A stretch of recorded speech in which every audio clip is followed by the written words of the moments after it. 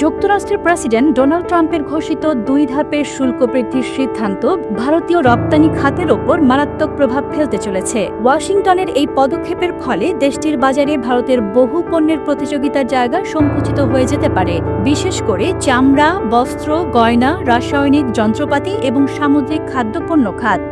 ভারতের অন্যতম বৃহৎ রপ্তানি গন্তব্য যুক্তরাষ্ট্র, অথচ এখন সেখানেই শুল্কের বোঝা 55% পর্যন্ত গিয়ে ঠেকেছে।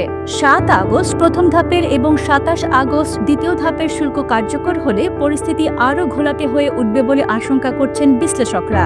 এনডিটিভি জানায়, ভারত থেকে রপ্তানিকৃত জৈব রাসায়নিকের ওপর শুল্ক দাঁড়াবে 54%, নিট পোশাক 63.9%, কর্পোরেট 52.9%, তৈরি পোশাক 59%, বোনা পোশাক 60.3%, গহনা 52.1%, যন্ত্রপাতি 51.3% এবং আসবাবপত্র 52.3%।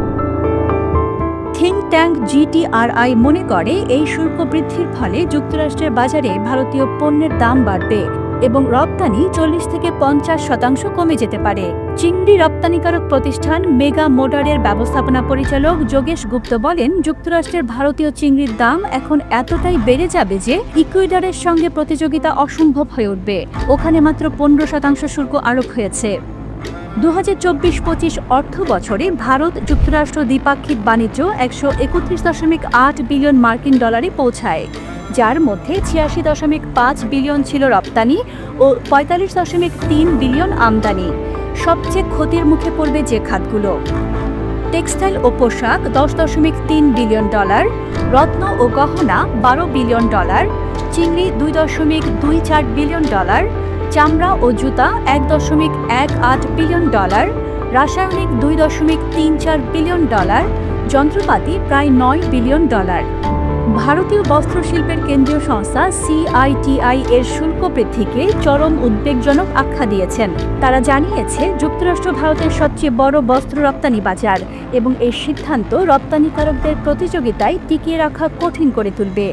গয়না খাতের বড় প্রতিষ্ঠান কামা জুয়েলারির ব্যবস্থাপনা পরিচালক কলিন শাহ বলেন, এই অতিরিক্ত শুল্কে প্রায় 55% রপ্তানি ক্ষতিগ্রস্ত হবে। ভারতীয় পণ্যের খরচ অন্য দেশের তুলনায় 30 থেকে 35% বেড়ে যাবে। তিনি জানান, ইতিমধ্যেই কিছু রপ্তানি আদেশ স্থগিত করা হয়েছে। ক্রেতারা নতুন শুল্ক মাথায় রেখে আদেশ পুনর্বিবেচনা করছেন।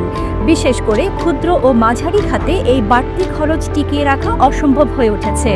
কানপুরের চামড়া রপ্তানিকারক প্রতিষ্ঠান গ্রোমোর ইন্টারন্যাশনাল লিমিটেডের এমডি যাদবেন্দ্র সিং সচান বলেন, রপ্তানিকারকদের নতুন বাজার খুঁজে বের করতেই হবে। বর্তমান পরিস্থিতি দীর্ঘস্থায়ী হলে অনেক প্রতিষ্ঠান টিকে থাকতে পারবে না। ভারত এখনো যুক্তরাষ্ট্রের সঙ্গে একটি অন্তর্বর্তী বাণিজ্য চুক্তি নিয়ে আলোচনা চালিয়ে যাচ্ছে। সূত্র মতে, অক্টোবর-নভেম্বরের মধ্যে প্রথম ধাপের চুক্তি সম্পূর্ণ করার লক্ষ্যে কাজ চলছে। যদিও কৃষিপণ্য, দুগ্ধজাত পণ্য এবং জেনেটিক্যালি পরিবর্তিত খাদ্যপণ্যে শুল্ক ছাড়ের বিষয়ে ভারত আপোষহীন থাকার কথা স্পষ্ট করেছে। বিশেষজ্ঞদের মতে, এই শুল্কের অভিঘাত ভারতের রপ্তানি খাতকে চ্যালেঞ্জের মুখে ফেলেছে। এখন ভারতীয় নীতি নির্ধারকদের সামনে দুটি পথ: